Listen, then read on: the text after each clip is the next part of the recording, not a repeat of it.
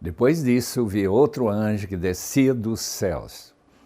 Na Idade Média, houve muita discussão na parte dos escolásticos que tamanho tinha anjos.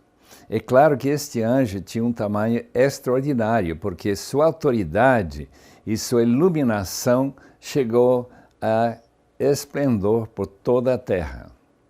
E não somente isso, ele bradou com voz poderosa, caiu a grande cidade, essa cidade cheia de maldade. Ela se tornou habitação de demônios, antro de todo espírito imundo. Nós entendemos aqui algo que foi já falado por Isaías, em capítulo 13, antro de toda ave impura, detestável, pois todas as nações beberam do vinho da fúria da sua prostituição.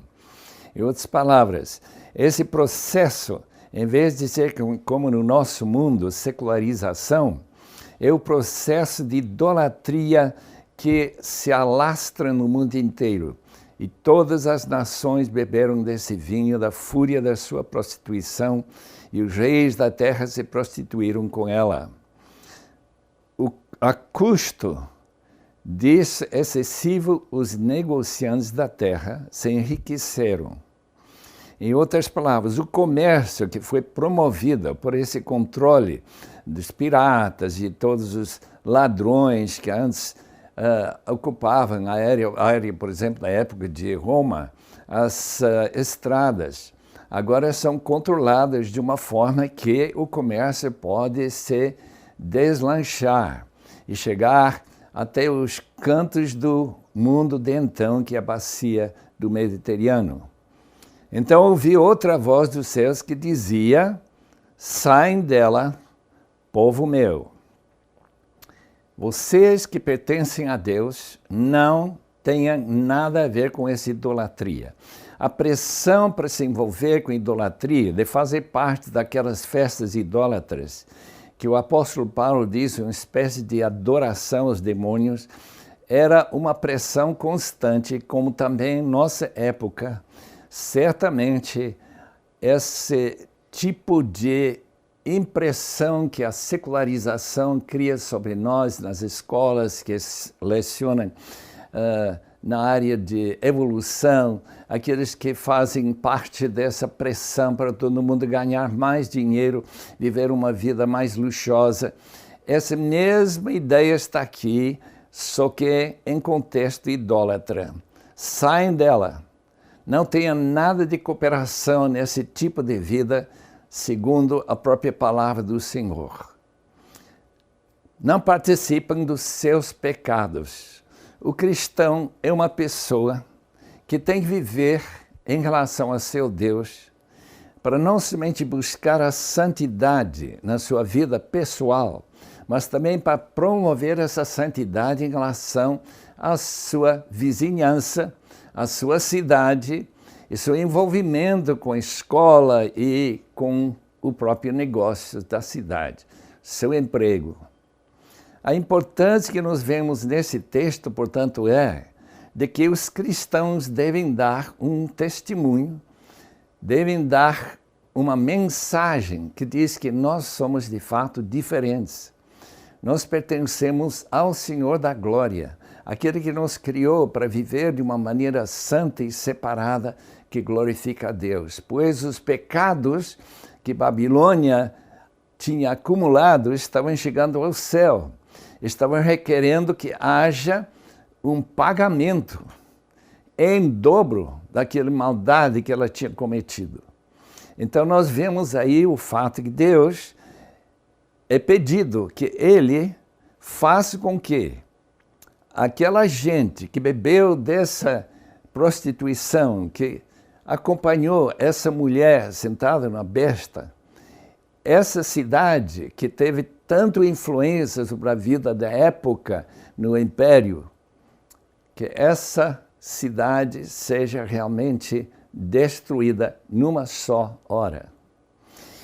A ideia de Deus mandar sobre a terra, em grandes guerras, como por exemplo a guerra passada mundial, em que tantos milhões de habitantes morreram, de onde veio esse julgamento? O julgamento que caiu também sobre Napoleão, todos aqueles que querem ser dominadores do mundo. E como Deus pode, de um dia para o outro, quase destruir esses impérios. É assim que nós vemos Babilônia. Aqueles que negociaram com ela, aqueles que se enriqueceram com ela, estão vendo sua destruição tão rápida e ficam, de fato, muito admirados. Nós não sabemos quando Jesus há de voltar. Nós não sabemos quando vai se fechar a história tal como nós conhecemos. Mas uma coisa sabemos, que Deus está no trono e Ele que decide como será esse futuro de nosso mundo.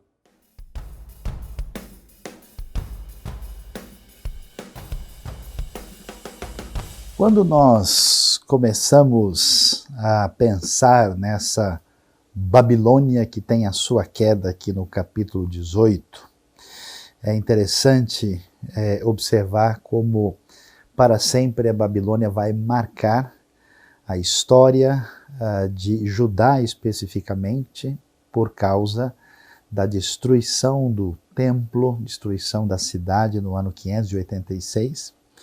Aliás, essa é a razão, por exemplo, porque no capítulo 16 nós vamos ver mais uma vez mencionado o rio Eufrates, porque as forças que vinham do mal, do julgamento divino, como Assíria e Babilônia, atravessavam para trazer essa grande batalha que acabou dando fim ao reino de Israel e depois ao reino de Judá. E essa ideia da destruição da Babilônia, essa espécie de até comemoração, nós vemos isso lá nos profetas do Antigo Testamento, tanto com a queda de Nínive como da Babilônia, por causa do triunfo do julgamento divino. E pensando no texto, que parece às vezes um pouco estranho, porque os reis da terra se prostituem com a Babilônia como se eles fossem coisas diferentes. Então, num certo sentido, parece que a Babilônia envolve muito aquela ideia de cosmos, de um sistema ordenado ante Deus, que tem por trás dele o anticristo, a besta, toda essa espécie de reunião do mal contra Deus. E aqueles que desejam o poder estão transitando em torno desse sistema que é definido e marcado por essas referências de cidades tão famosas, que geralmente são descritas, inclusive, com 7 colinas, como é o caso de Roma, que é apresentada, como vimos no capítulo 17. Mas pensar sobre essa Babilônia leva-nos aqui, entendendo agora o julgamento que cai sobre ela, a gente pode entender a dimensão das relações com Deus e as relações que se estabelecem contra Deus, quando se vê o resultado daquilo que é Babilônia e do julgamento que cai sobre ela. Uma boa parte das pessoas, quando pensam em religião e pensam na expressão de fé, geralmente imaginam que isso tem a ver com o que a gente pode chamar de uma parte espiritual do indivíduo, que envolve as suas emoções, o seu coração, basicamente uma espécie de refrigério psicológico interior. Que esse texto vai deixar claro para nós que esse império ante Deus tem toda uma decorrência na maneira como as pessoas vivem e no tipo de sociedade que se cria. Nós sabemos muito bem que a Babilônia, assim como o Egito e agora Roma, se fundamentou e se organizou pela exploração que se fazia em torno das pessoas. Essa deificação dos seus líderes, como acontecia no ambiente romano, fazia com que algumas pessoas fossem profundamente definidas como especiais, divinas, e toda a população trabalhava em função do conforto dessas pessoas, que cada vez mais aumentavam o seu luxo, fazendo com que muita gente vivesse escravizado para manter esse luxo tremendo. Por incrível que pareça, nós vamos ver essa ideia de que o luxo excessivo e a custa dele, os negociantes da terra se enriqueceram. Portanto, há uma dimensão econômica e social decorrente da maneira como se vive. Por exemplo, nós podemos nos lembrar do que acontece no período pior possível da história de Israel, no tempo de Acabe e Jezabel, quando a vinha de Nabote é desprezada, e nós vemos uma decadência terrível da sociedade de opressão, numa época quando os profetas de Deus começam a se levantar e falar sobre isso. Portanto, há ao mesmo tempo, nessa grande Babilônia, uma espécie de Babilônia comercial, uma Babilônia que é muito sintonizada com o jeito excessivamente consumista dos nossos dias, quando as pessoas estão levadas à busca de um luxo cada vez maior, dominadas por um senso de poder que acompanha a besta, que acompanha esse império do mal, e numa confrontação direta, a maneira de Cristo Jesus mostrar a sua vida, a sua postura de graça, a sua postura de manifestar esse amor incondicional de Deus por nós em todas as atitudes da vida. Por essa razão, nós vamos ver que agora, como se pode ver adiante no próprio texto, a decretação completa do fim da Babilônia. Ela que se achava rainha e que achava que não sofreria viuvez, que, ou seja, a destruição não chegaria. De repente, interessante o texto dizer que num só dia as pragas a alcançam e fica claro porque poderoso é o Senhor Deus que a julga.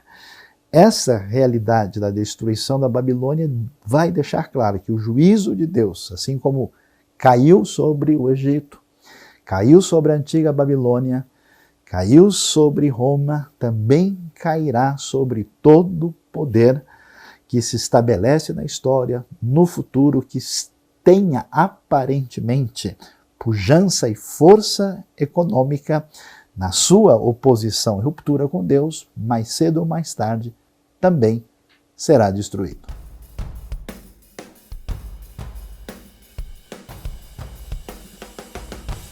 No capítulo 18, nós somos confrontados com aquela realidade da importância da economia de um país, de um povo, da gente que ganha sua vida trabalhando e fazendo as coisas e vendendo as coisas, o comércio. E nós encontramos aqui uma série de artigos, valores que ainda são valores do nosso tempo: ouro, prata, pedras preciosas, pérolas, linho fino, púrpura, seda, tecido vermelho, todo tipo de madeira, de cerdo, de peças de marfim, madeira preciosa, bronze, ferro e mármore, canela e outras especiarias, incenso, mirra, perfumes, vinho e azeite de oliva, farinha fina e trigo, bois e ovelhas, cavalos e carruagens, e corpos e almas de seres humanos, isto é, escravos.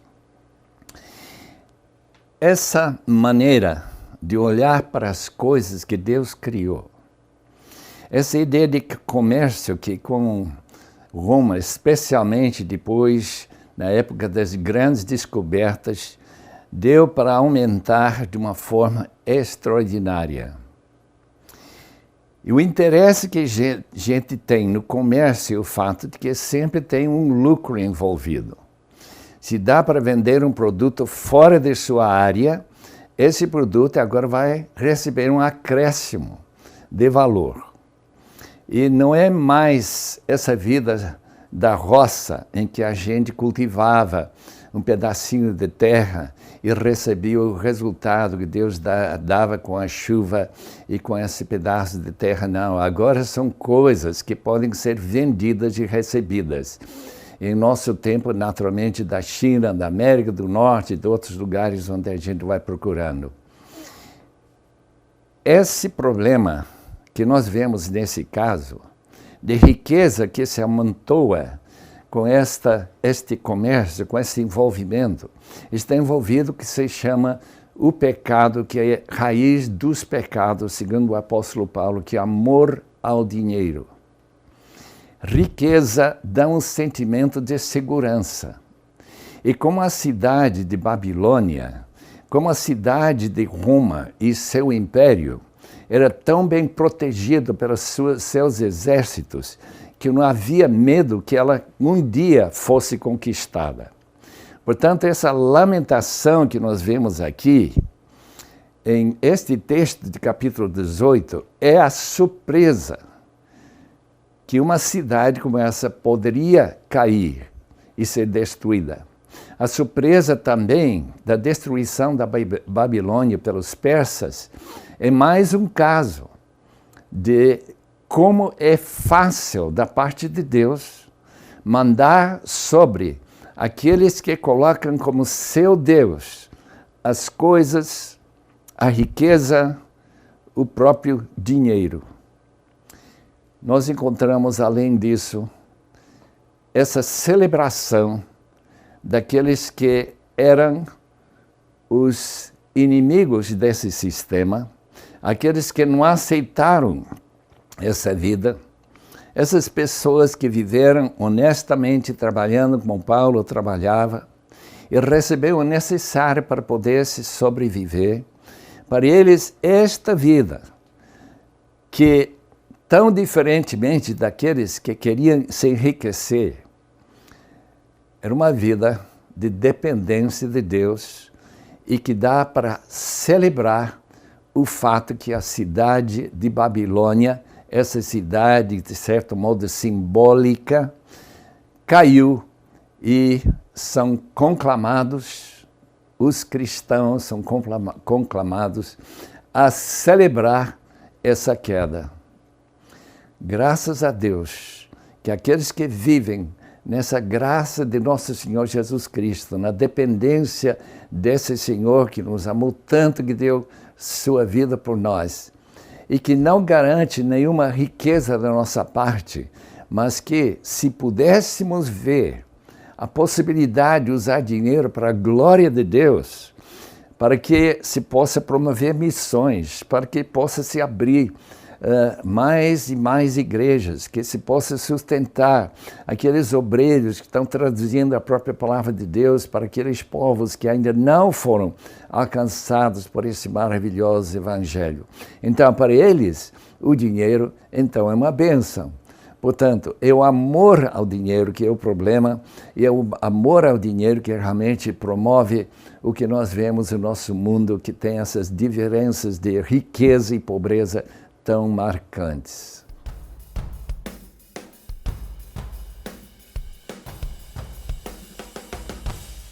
Onde fica a terrível Babilônia, que tem a sua queda, conforme nós acabamos de ver aqui em Apocalipse 18. Ai da grande cidade, vestida de linho fino, de roupas de púrpura e vestes vermelhas, cheia de adornos, que agora caiu. É interessante que, quando lemos sobre esta Roma-Babilônia e percebemos que o sistema do mal engendrado em oposição a Deus se manifesta, a pergunta: onde está essa referência, onde está exatamente a marca do mal? Vale a pena observar as tentativas históricas de entender o Apocalipse e de entender a realidade da Babilônia. Interessante que muita gente nas Américas prefere ver a Babilônia e o reino do anticristo com todos os seus contornos exatamente em terras europeias. Muita gente no contexto europeu muitas vezes enxerga essa ameaça do mal vindo de ambientes mais radicais do Oriente Médio. Pessoas na Ásia que refletem sobre o assunto acreditam que isso parece vir do Ocidente. Na América do Sul, na América Latina, muitas vezes isso é percebido como uma referência à religiosidade e tradição antiga que fez parte da história do continente. E muita gente que tem um discurso mais libertário imagina que especialmente o contexto da América do Norte, da Europa Ocidental, pelo seu aspecto econômico, é a fonte de todo o mal. Como devemos entender isso? A Babilônia não pretende se concentrar num lugar específico geograficamente. A verdade é que nós temos aqui uma ideia de um império globalizado ante Deus, de uma tendência de oposição a Deus que atinge diversos aspectos, aspecto religioso, aspecto político, aspecto econômico, em algo que dificilmente vai se concentrar numa pequena ou específica área do globo, mas envolve uma espécie de império mundial ante Deus que aparece claramente aqui. Mas onde é que está o grande perigo realmente dessa Babilônia que fatalmente será destruída?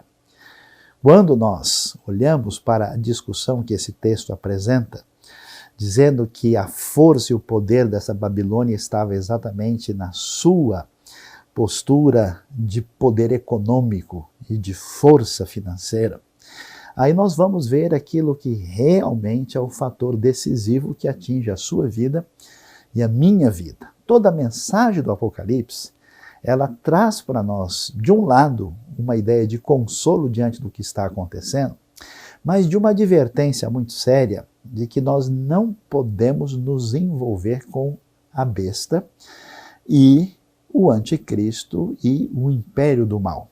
Agora, quais são os fatores que poderiam nos levar nessa direção? É exatamente o fascínio que o poder econômico, o dinheiro pode nos dar, de modo que a partir daí nós negociamos os nossos valores para, entre aspas, ter uma vida melhor, uma vida mais confortável.